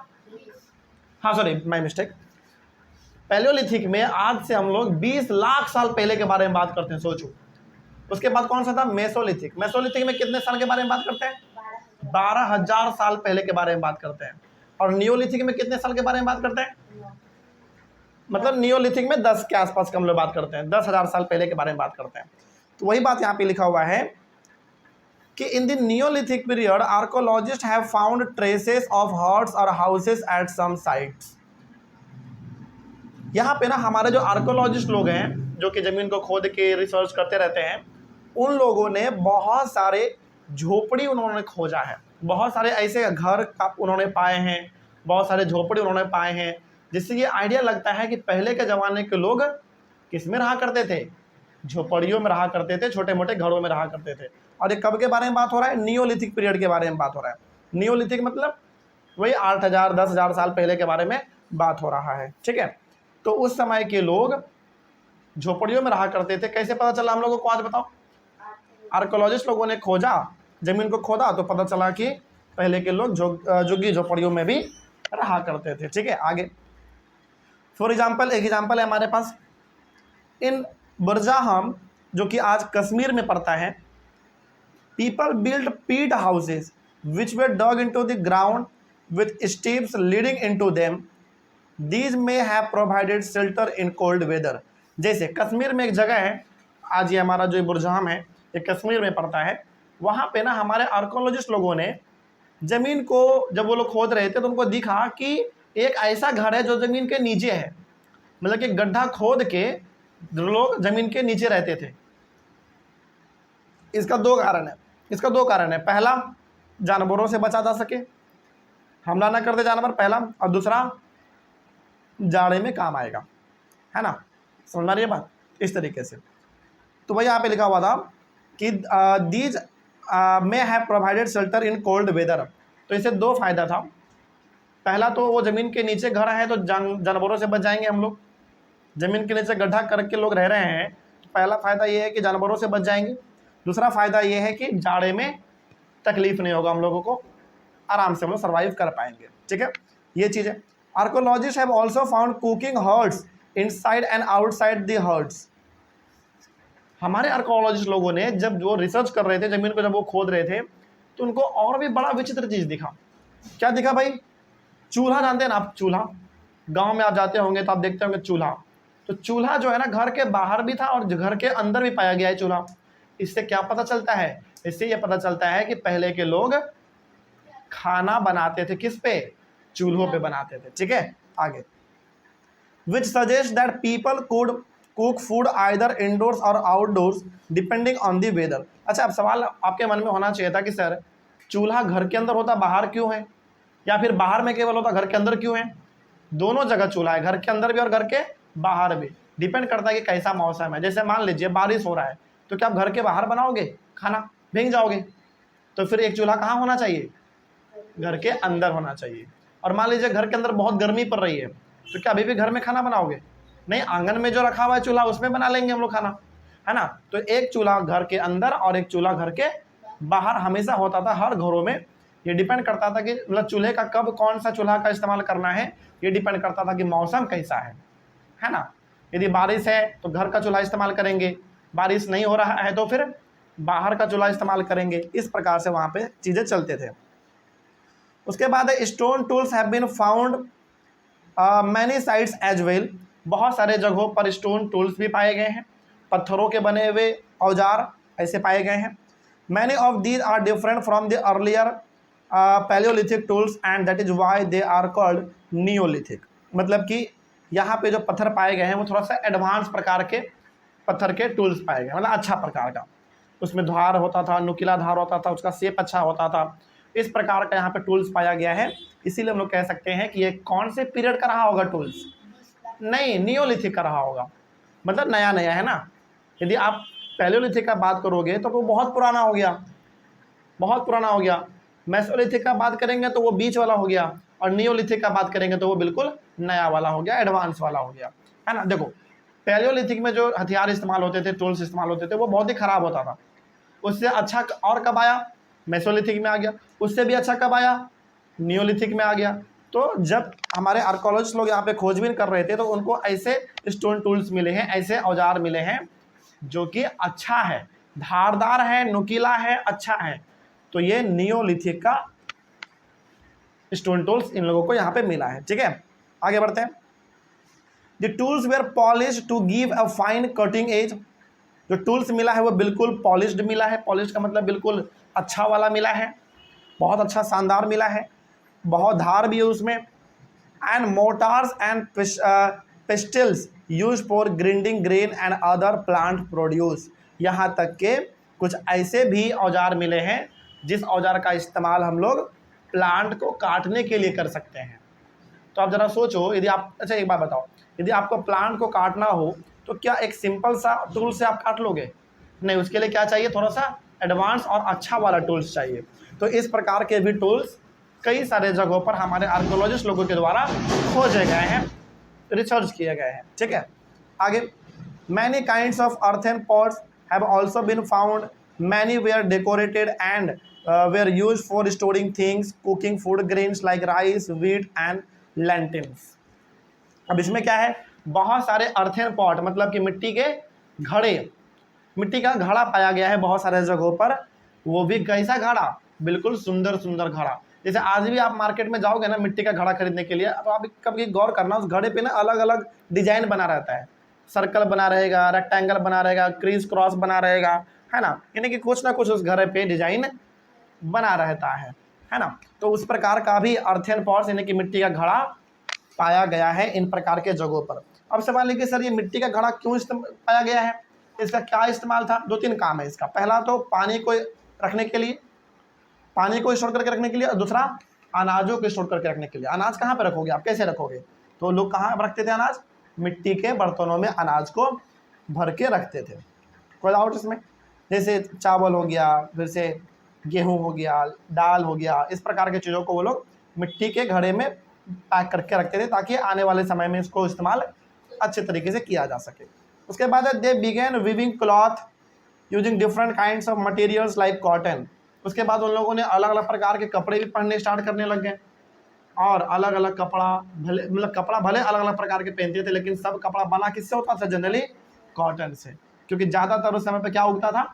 कॉटन ही उगता था। लोगों को ये नहीं पता था कि जानवरों के बाल से भी कपड़ा बन सकता है, नहीं आइडिया था उन लोगों को। तो उन लोगों को केवल क्या पता था? कॉटन से कपड़ा बनता है, तो कॉटन का ही वो लोग कपड़ा पहनते थे, है ना। उसके बाद in many areas man and women still continued to hunt and gather food. ये भी हम लोगों को सबूत मिला है जब हमारे आर्कोलॉजिस्ट जमीन को खोद के रिसर्च कर रहे थे, तो उनको ये भी पता चला है कि अभी भी लोग क्या करते थे? जानवरों को मारते थे। जैसे हमने आपको बताया था ना कि लोग धीरे धीरे क्या बन रहे थे? किसान बन रहे थे, जानवरों को पाल रहे थे। लेकिन क्या सारे लोग जानवर पालना स्टार्ट कर दिए होंगे कम्प्लीटली? नहीं, कुछ लोग अभी भी हैं जो कि जानवरों पे डिपेंड होंगे, जानवरों को मार के खाते होंगे। कुछ ऐसे अभी भी लोग होंगे जो जंगल जंगल भटकते होंगे और सामानों को इकट्ठा करके खाते होंगे, है कि नहीं?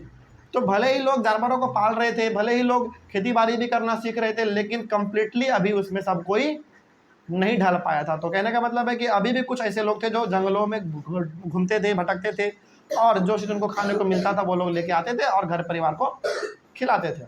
और बहुत लोग अभी भी जानवर को मार के ही अपना घर परिवार चलाते थे। क्या इस बारे टॉपिक में कोई डाउट आप लोगों को? समझ में आया सब कुछ? चलिए अगला है हमारा what about other customs and practices. आइए थोड़ा सा हम लोग बात कर लेते हैं रीति रिवाज के बारे में, रिचुअल्स के बारे में, है ना। क्या लिखा हुआ है इसमें देखो, scholars have studied the lives of present day farmers and herders.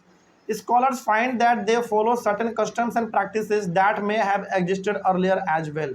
देखो, जब हमारे आर्कोलॉजिस्ट लोगों ने ज़मीन को खोदा, बहुत सारे एविडेंस यानी कि सबूत मिले उनको, बहुत सारे अलग अलग प्रकार की चीज़ें उनको ज़मीन के नीचे से मिले हैं, तो उनको देख कर ना उन्होंने ये आइडिया लगाया कि जिस चीज़ का इस्तेमाल हम लोग आज करते हैं, जिस चीज़ का इस्तेमाल का मतलब जो रीति रिवाज हम लोग आज फॉलो करते हैं, यही रीति रिवाज आज से बहुत समय पहले भी लोग फॉलो करते थे।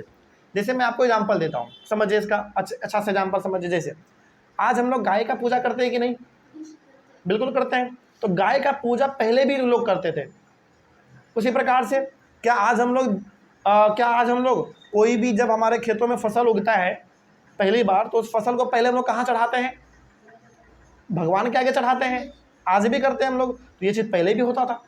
कहने का मतलब है कि जब रिसर्च किया गया हमारे आर्कोलॉजिस्ट लोगों के द्वारा, साइंटिस्ट लोगों के द्वारा, तो पता चला कि जो रीति रिवाज हम लोग आज फॉलो करते हैं, ये रीति रिवाज आज से नहीं चल रहा है, ये वो लोग भी पहले फॉलो करते थे, यानी कि उतने लंबे समय से चलता आ रहा है और इसका इस्तेमाल हम लोग आज तक कर रहे हैं। समझ में आ रही है बात? उसी प्रकार से अच्छा, आज हालांकि जो शहर में लोग रहते हैं इस बात को जानते हैं कि नहीं पता नहीं, लेकिन जो गाँव में लोग रहते हैं ना, गाँव के लोग आज भी जमीन का पूजा करते हैं। वो लोग जिस जमीन पे वो लोग खेती करते हैं ना, उस खेत का पूजा करते हैं वो लोग। और पहली बार जब फसल उगेगा तो सबसे पहला फसल किसको चढ़ाएगा? वो भगवान जी को चढ़ाएगा। तो ये चीज़ आज से नहीं चल रहा है, ये चीज़ बहुत ही पहले से चलता आ रहा है। ठीक है, आगे many of these farmers and herders live in a group called tribes. और बहुत सारे किसान, बहुत सारे ऐसे लोग जो जानवरों को पाला करते थे, इस प्रकार के लोग ग्रुप में रहते थे। कभी अकेले ये लोग नहीं रहते थे। मतलब 10 घर 20 घर हमेशा एक जगह पे पाया जाता था। उसको क्या बोला गया है उस समय पे? ट्राइब्स बोला गया है। ट्राइब्स बोला गया है। कोई डाउट इसमें? चलिए ये टॉपिक भी हमारा कंप्लीट हुआ। तो कोई पूछे कि बताओ रीति रिवाज के बारे में आप क्या जानते हैं, पहले के ज़माने के लोग और आज के ज़माने के लोगों में क्या डिफरेंस है, सिंपल से बताइएगा। कोई डिफरेंस नहीं है। पहले के लोग भी पूजा पाठ में विश्वास रखते थे, उनका भी अपना कुछ रीति रिवाज था, तौर तरीका था, जो कि आज भी हम लोगों को दिख जाता है। समझ के बात को, कोई डाउट इसमें आप? चलिए, उसके बाद है हमारा अ क्लोजर लुक, जिसमें हम लोग पहला पढ़ेंगे living and dying in Mehrgarh, जिसको हम लोग अपने अगले क्लास में कवर करेंगे। यहाँ तक तो कोई दिक्कत नहीं है। चलिए, ऑनलाइन वाले बच्चे आप लोगों से ये रिक्वेस्ट रहेगा कि वीडियो को पॉज करके या फिर स्क्रीनशॉट लेके हर एक पॉइंट इसका एनसीईआरटी का है तो इसका नोट्स भी आप लोग बनाते रहिएगा, ताकि एनसीईआरटी बुक आपको दोबारा खोल के ना देखना पड़े। ठीक है, एनसीईआरटी बुक बस आप डायग्राम के लिए इस्तेमाल करिएगा, डायग्राम वगैरह देखना हो, पिक्चर वगैरह देखना हो तो वहाँ से देख लीजिएगा, लेकिन ये सारा पॉइंट एनसीईआरटी का ही है तो इसको लिखते रहिएगा अपने कॉपी में। ठीक ना, तो मिलते हैं हम लोग अपने अगले वाले क्लास में। Thank you very much. अगला टॉपिक है a closer look living and dying in Mehrgarh. हम लोग इसमें ना दो जगहों के बारे में पढ़ेंगे, पहला मेहरगढ़ के बारे में और दूसरा पढ़ेंगे दाउजिली हेडिंग के बारे में। ठीक है, आइए तो पहले हम लोग बात करते हैं मेहरगढ़ के बारे में, क्या है इसका एक छोटा सा हम लोग क्लोजर लुक लेंगे, मतलब एक छोटा सा एक समरी टाइप हम लोग पढ़ेंगे, जानेंगे कि मेहरगढ़ में किस प्रकार से लोग रहते थे, यहाँ का जीवन क्या था। आइए समझते हैं क्या है मेहरगढ़ के बारे में लिखा हुआ और खास करके इस टॉपिक में क्या लिखा हुआ है समझते हैं। पहला पॉइंट इसमें लिखा हुआ है कि it is one of the earliest village. ये बहुत, देखो हमारे पास ना बहुत सारे पुराने विलेज है, मतलब कि जब खोज किया गया, रिसर्च किया गया, ज़मीन को खोदा गया तो बहुत सारे पुराने पुराने गांव मिले हैं। तो उस पुराने गांवों में से हमारा एक और गांव कौन सा है? मेहरगढ़। ओके, आइए उसके बाद है it is located in a fertile plain near the Bolan pass which is one of the most important routes into Iran. ये मेहरगढ़ कहाँ पड़ता है भाई? ये मेहरगढ़ पहली बात तो फर्टाइल प्लेन पे है। फर्टाइल प्लेन का मतलब हो गया बहुत ही उपजाऊ जमीन, मतलब ये जो मेहरगढ़ है ये बहुत ही ज़्यादा उपजाऊ जमीन पे बसा हुआ गांव था। ठीक है, और ये पड़ता कहाँ है? बोलन पास के आसपास पड़ता है। बोलन पास कहाँ पे भाई? जब आप नॉर्थ इंडिया से जाओगे ईरान की ओर, मतलब बाई रोड, तो वहीं पे आपको पड़ेगा मेहरगढ़। ओके, तो कहने का मतलब हो गया कि जब आप इंडिया से ईरान की ओर जाओगे, वो भी नॉर्थ इंडिया की तरफ से बाई रोड, तो वहीं पे बीच में आपको पड़ेगा मेहरगढ़ गांव। ठीक है, आगे Mehrgarh was one of the place where women and men learn to grow wheat and barley and rear sheep and goats for the first time in this area. Mehrgarh में पहली बार महिलाएं हो चाहे पुरुष हो कोई भी हो, मेहरगढ़ में पहली बार कोई यदि पेड़ उगाया गया तो वो कौन सा उगाया गया? वीट और बार्ली का। ठीक है, मतलब पहली बार यदि किसी चीज़ का खेती किया गया मेहरगढ़ में तो वो किसका किया गया? वीट और बार्ली का खेती किया गया है। और पहली बार यदि कोई जानवर पाला गया है मेहरगढ़ में तो वो कौन सा पाला गया है भाई? नहीं, सीप और गॉट। डॉगी तो पहला जानवर है जो कि पहली बार पाला गया है, हम केवल मेहरगढ़ का बात कर रहे हैं। मेहरगढ़ में पहला कौन सा जानवर है जो कि पाला गया है? तो सीप और गॉट। और मेहरगढ़ का कौन सा ऐसा दो प्लांट है जिसको उगाया गया है भोजन के पर्पज से? वीट और बार्ली। समझ में आ गया बात? तो ध्यान रखिएगा कि मेहरगढ़ बहुत पुराने गांवों में से एक गांव है। और ये मेहरगढ़ कहाँ पड़ता है? जब आप इंडिया से ईरान की ओर जाएंगे नॉर्थ इंडिया से होते हुए बाई रोड, तो वहीं पे आपको मेहरगढ़ बीच में पड़ेगा। और ये मेहरगढ़ में पहली बार वीट और बार्ली का खेती किया गया था और मेहरगढ़ में पहली बार सीप और गॉट को पाला गया था। ठीक है, आगे archaeologist found many kinds of animal bones from the earliest levels like bones of wild animals such as the deer and pig. Mehrgarh में जब आर्कोलॉजिस्ट लोगों ने खोज किया, रिसर्च किया, ज़मीन को खोदा, तो उनको ना सीप और गॉट के अलावा भी बहुत सारे अलग अलग जानवरों के हड्डी मिले हैं। इससे क्या पता चलता है? इससे पता चलता है कि मेहरगढ़ में केवल सीप और गॉट नहीं पाले जाते थे, डियर भी पाले जाते थे, पीग भी पाले जाते थे, लेकिन सबसे पहला दो कौन सा जानवर पाले जाते होंगे? सीप और गॉट। देखो मतलब सीप और गॉट सबसे पहला जानवर पाला गया है मेहरगढ़ में, यह साफ है, इसमें कोई दिक्कत नहीं है। लेकिन जब खोजा गया तो वहां पे डियर का भी हड्डी मिला, पीग का भी हड्डी मिला। इसका मतलब क्या है कि वहां पे डियर और पीग भी पाले जाते थे, लेकिन सबसे पहला किसको पाला गया? सीप और गॉट को। ठीक है, आइए आगे बात करते हैं। अगला है हमारा इन लेटर लेवल्स, बाद में they found bones of sheep and goat and in still later levels they found bones of cattle. This suggests that the animals were kept by the people. मतलब जब जब उनको और नीचे खोदा गया, जब जब नीचे नीचे खोदा गया, अलग अलग प्रकार के जानवरों के हड्डी मिलते चले गए। कभी सीप का मिला, कभी गॉट का मिला, कभी डियर का मिला, कभी पिग का मिला, कभी गाय बैल भैंस बकरी ये सब का मिल गया। समझ में आ रही है बात? हालांकि बकरी का तो पहले ही मिल गया था, भैंस का मिल गया, गाय का मिल गया, अलग अलग प्रकार के जानवरों का हड्डी वहां पे मिलता चला गया। इससे क्या पता चलता है? इससे पता चलता है कि मेहरगढ़ में कई सारे अलग अलग प्रकार के जानवर रहते थे और उनका पालन कौन करते थे? मेहरगढ़ के लोगों के द्वारा उसको पालन किया जाता था। मतलब कि मेहरगढ़ के लोग उसको पालते थे। ठीक है ना? आइए, तो मेहरगढ़ के लोग जानवर को भी पालते थे, जानवर को भी एक अलग इंपॉर्टेंस देते थे। इससे तो यही पता चल रहा है। आगे उसके बाद है रिमेन्स ऑफ स्क्वायर और rectangle houses were also found at Mehrgarh. Mehrgarh में रेक्टेंगल और स्क्वायर दोनों प्रकार के घर पाए गए हैं। मतलब रेक्टेंगल के शेप का भी और स्क्वायर के शेप का भी घर पाया गया है वहाँ पे। Each house had 4 or more compartments, some of these may have been used for storage. ज़्यादा मतलब कि रेक्टेंगल प्रकार के भी घर पाए गए हैं और स्क्वायर भी घर पाए गए हैं। रेक्टेंगल और स्क्वायर दोनों प्रकार के घर वहाँ पे पाए गए हैं और हर घर में लगभग 4 या फिर 4 से ज़्यादा कंपार्टमेंट था, मतलब रूम। और उनमें से ज़्यादातर रूम का इस्तेमाल किस चीज़ के लिए किया जाता था? अनाजों को स्टोर करने के लिए। किस चीज़ के लिए? अनाज को स्टोर करने के लिए। हाँ, बिल्कुल सही बात है। मतलब वहाँ पे अनाजों को स्टोर करने के लिए अलग ही रूम बना दिया जाता था, अलग ही रूम बना दिया जाता था। तो हर घर में 4 या फिर 4 से ज़्यादा रूम पाए गए हैं और उसमें से ज़्यादा रूम का इस्तेमाल जो है अनाजों को इकट्ठा करने के लिए, अनाजों को स्टोर करने के लिए इस्तेमाल किया जाता था। ठीक है, आगे several burial sites have been found at Mehrgarh. Mehrgarh में ना बहुत सारे ब्यूरियल साइट्स भी पाए गए हैं। ब्यूरियल साइट्स का मतलब होता है जहाँ पे लोगों को दफन किया जाता है ना। जैसे आप देखोगे कब्रिस्तान है ना, कब्रिस्तान में लोगों को दफन किया जाता है। मुस्लिम धर्म में खास करके ऐसा होता है। हिंदू धर्म में तो हम लोग क्या करते हैं, कोई मरता है तो उसको जला देते हैं, लेकिन मुस्लिम धर्म में क्या होता है, कोई मरता है तो उसको हम लोग दफन कर देते हैं, उसको हम लोग कब्रिस्तान बोलते हैं उस जगह को। उसी प्रकार का जगह, मतलब उसी प्रकार का कब्रिस्तान टाइप वाला जगह मेहरगढ़ में पाए गए हैं। इससे क्या पता चलता है कि लोगों को दफन कर दिया जाता होगा उस समय पे, मरने के बाद। ठीक है, तो बहुत सारे ब्यूरियल साइट्स यानी कि मेहरगढ़ में बहुत सारे कब्रिस्तान भी मिले हैं। When people die, their relatives and friends generally pay respect to them. जब कोई आदमी मरता था तो उसके परिवार वाले भी लोग आते थे उसको देखने के लिए और बोलते थे कि अरे बड़ा अच्छा आदमी था, चला गया। ये तो हम लोग आज भी बोलते हैं मरने के बाद। जिंदा में भले पूछो ना पूछो, लेकिन मरने के बाद तो बोलते ही हैं, है ना। जिंदा में कोई नहीं पूछेगा कि कैसे हो, क्या कर रहे हो, खाना पीना खाया कि नहीं खाया, तबीयत कैसा है, कोई नहीं पूछता है जिंदा में।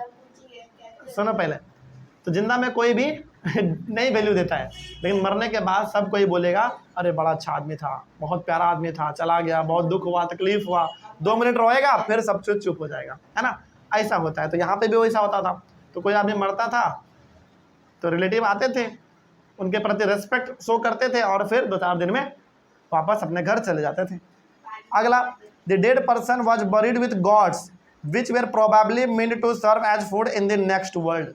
और जब भी कोई आदमी मरता था तो उनके साथ, पता है, उनको तो दफन करता ही था जो मर गया, उनके साथ बकरी को भी दफन किया जाता था। सोचो, बकरी को दफन किया जाता था, इसलिए क्योंकि उन लोगों का मानना होता था कि अगला जन्म में इनको खाने का कोई कमी नहीं होना चाहिए। इसीलिए जिंदा आदमी, मतलब जो आदमी मर गया उसके साथ एक जिंदा बकरी भी दफन कर दिया जाता था।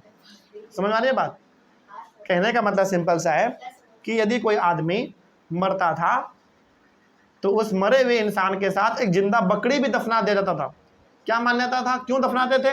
लोग ऐसा मानते थे कि अगले जन्म में इनको खाने का, भोजन का कोई कमी नहीं होगा, इसीलिए वो लोग एक बकरी को दफन कर देते थे। मतलब अपना परंपरा था, रिचुअल्स था। ठीक है ना, इस प्रकार का वहां पे चलता था। तो ये हो गया हमारा मेहरगढ़ के बारे में पूरा कहानी। अगला कहानी है हमारा दाउजली हेडिंग के बारे में। आइए थोड़ा इसके बारे में बात करते हैं और देखते हैं इसमें क्या लिखा हुआ है। Daojali Hading is a site on the hills near the Brahmaputra valley close to routes leading to China and Myanmar. China और म्यांमार जो है ना, मतलब चाइना की तरफ और म्यांमार की तरफ जब आप जाएंगे इंडिया से बाहर निकल के, तो रास्ते में ही आपको पड़ेगा दाउजली हेडिंग। मतलब बेसिकली रास्ते में ना ब्रह्मपुत्रा वैली पड़ता है, ब्रह्मपुत्रा नदी का जो ब्रह्मपुत्र नदी के बगल बगल में जो छोटे छोटे पहाड़ हैं वहीं पे पड़ता है डॉर्जली हेडिंग। कहने का सिंपल से मतलब है, आप इसको ऐसे समझिए, जब आप इंडिया से निकल के चाइना और म्यांमार की ओर जाएंगे तो आपको ब्रह्मपुत्र रिवर का सामना करना पड़ेगा। कौन सा नदी का? ब्रह्मपुत्र का। तो वहीं पे पड़ता है आपका डॉर्जली हेडिंग। ओके, उसके बाद stone tools including mortars and pestles have been found here. This indicate that people were growing grain and preparing food from it. यहाँ पे जब साइंटिस्ट ने, आर्कोलॉजिस्ट लोगों ने जब खोजा, रिसर्च किया, तो उन लोगों को अलग अलग प्रकार के टूल्स मिले हैं। ऐसे टूल्स मिले हैं जिसका इस्तेमाल किस चीज़ के लिए किया जाता होगा? खेती बाड़ी करने के लिए, है ना, भोजन को इकट्ठा करने के लिए, जो खेत में हम लोग इस्तेमाल करते हैं ना अलग अलग प्रकार के टूल्स, उस प्रकार के टूल्स यहाँ पे पाए गए हैं, है ना। हसुआ या फिर आप हैंडल वाला मान सकते हैं, कुल्हाड़ी, इस प्रकार की चीज़ें यहाँ पे पाए गए हैं जिसका इस्तेमाल खेती में किया जाता था। आगे, tools made of fossil wood and pottery also found there. Fossil wood का मतलब होता है ancient wood that has harden into stone. पहले के ज़माने का जो लकड़ी होता था ना, वो लकड़ी केवल लकड़ी नहीं होता था बल्कि पत्थर के जितना ठोस होता था। पहले के ज़माने का जो लकड़ी होता था, वो लकड़ी बहुत ही ठोस होता था, एकदम पत्थर के जैसा। तो मतलब लकड़ियों का बना हुआ टूल्स, उसके बाद फिर पॉटरी मतलब मिट्टी के बने हुए अलग अलग प्रकार के बर्तन भी डॉर्जली हेडिंग में पाया गया है, खोजा गया है, जिससे ये पता चलता है कि वहाँ के लोग मिट्टी के बर्तन का भी इस्तेमाल खूब करते थे और खेती बाड़ी करने के लिए अलग अलग प्रकार के टूल्स का भी इस्तेमाल खूब करते थे, यानी कि औजार का, अलग अलग प्रकार के औजार का इस्तेमाल भी खूब करते थे। उसके बाद है जेडाइट। जेडाइट क्या होता है समझो, ग्रीन हार्ड ग्रीन मिनरल्स। ये एक प्रकार का मिनरल है वो जो कि लगभग ग्रीन कलर का होता है, मतलब ऐसा ऑब्जेक्ट है जो कि ग्रीन कलर का होता है। A stone that may have been brought from China are also found here. ये जेडाइट क्या है पता है? बेसिकली एक स्टोन है, एक पत्थर है, जो कैसा पत्थर होता है? ग्रीन कलर का होता है। कैसा होगा? ग्रीन कलर का पत्थर यहाँ पे पाया गया है। और वो ऐसा ज़्यादातर ग्रीन कलर का पत्थर पता है कहाँ मिलता है? चाइना में पाया जाता है। लेकिन चाइना में पाया जाता है ग्रीन कलर का पत्थर जेडाइट, और उस प्रकार का पत्थर हमारे डॉर्जली हेडिंग में भी पाया गया है। कब पाया गया? खोजबीन करने के दौरान पाया गया, सिंपल। तो डॉर्जली हेडिंग में भी अलग अलग प्रकार के चीज़ें पाए गए हैं, जिससे ये पता चलता है कि यहाँ के लोग भी खेती बाड़ी में विश्वास रखते थे, खेती बाड़ी करते थे, जानवरों को पालते थे। और यहाँ पे भी अलग अलग प्रकार के टूल्स मिले हैं, मतलब औजार मिले हैं। कैसा औजार भाई? लकड़ियों का बना हुआ, है ना, पत्थरों का बना हुआ, और सबसे इम्पोर्टेंट तो यहाँ पे ऐसे पत्थर मिले हैं जो कि ग्रीन कलर का होता है। और वैसा ग्रीन कलर का पत्थर जनरली कहाँ मिलता है? चाइना में मिलता है। तो चाइना का पत्थर इंडिया के डॉर्जली हेडिंग में पाया गया है। तो बहुत बड़ी बात है ये।